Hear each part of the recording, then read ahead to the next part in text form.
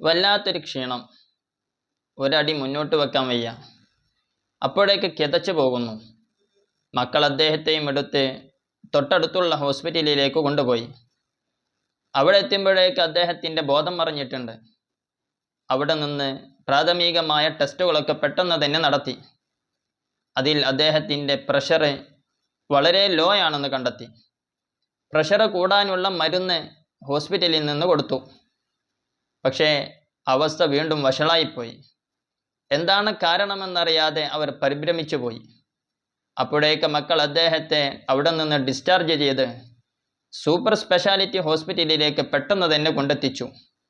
അവിടെ എത്തിയിട്ട് പരിശോധനകൾ നടത്തിയിട്ട് അവർ പറഞ്ഞു, പ്രഷർ ഹൈ ആയതിൻ്റെ പേരിൽ തലയിലെ 2 ഞരമ്പുകൾ അറ്റുപോയിട്ടുണ്ട്. അതിൻ്റെ ബ്ലീഡിങ് നടക്കുന്നുണ്ട്. പെട്ടെന്ന് തന്നെ ഓപ്പറേഷൻ നടത്തണം. സാമ്പത്തികമായ ശേഷിയുള്ള കുടുംബമാണ്. അവർ പെട്ടെന്ന് തന്നെ പിതാവിനെ ഓപ്പറേഷൻ ചെയ്യാൻ വേണ്ടിയിട്ടുള്ള സമ്മതം കൊടുത്തു.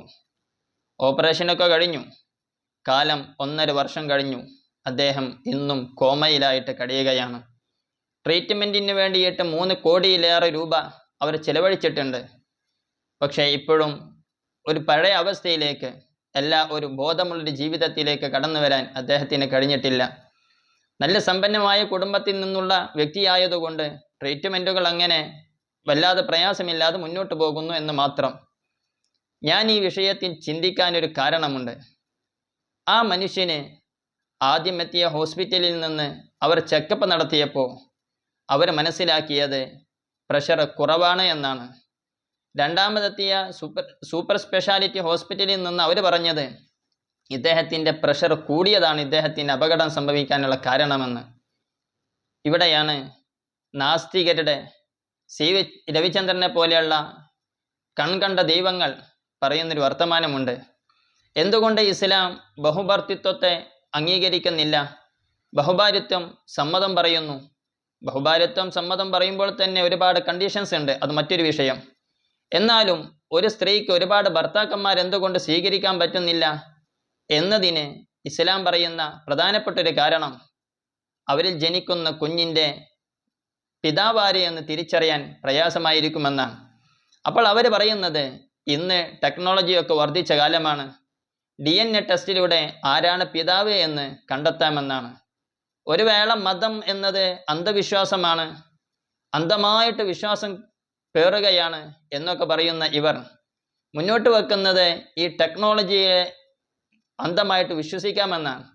മെഷീൻ എന്ത് പറയുന്നു, നമ്മൾ കൊടുക്കുന്ന മെസ്സേജിനനുസരിച്ച് അവർ തരുന്ന റിസൾട്ട് അത് ശരിയാണോ എന്നൊക്കെയുള്ള വിഷയത്തിൽ ആശങ്കപ്പെടേണ്ടതില്ല.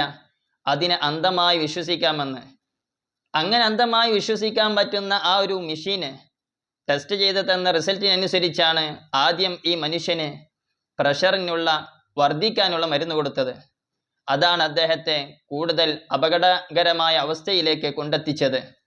ഈ സംവിധാനത്തെ അന്ധമായി വിശ്വസിച്ച് ഈ പ്രപഞ്ചാധിരാജനായ അള്ളാഹുവിനെ, അല്ലെങ്കിൽ ഈ പ്രപഞ്ചത്തെ മുഴുവൻ സൃഷ്ടിച്ച് പരിപാലിക്കുന്ന ദൈവതമ്പുരാനെ വിശ്വസിക്കാൻ പാടില്ല എന്ന് പറയുന്ന നാസ്തികരുടെ അവസ്ഥ, അവരുടെ വിവരം, അവരുടെ ചിന്ത എത്രമാത്രം ദുർബലമാണ് എന്നാണ് നമുക്ക് ഈ പ്രപഞ്ചത്തിലെ ഓരോ കണികയിൽ നിന്നും വായിച്ചെടുക്കാൻ പറ്റുന്നത്.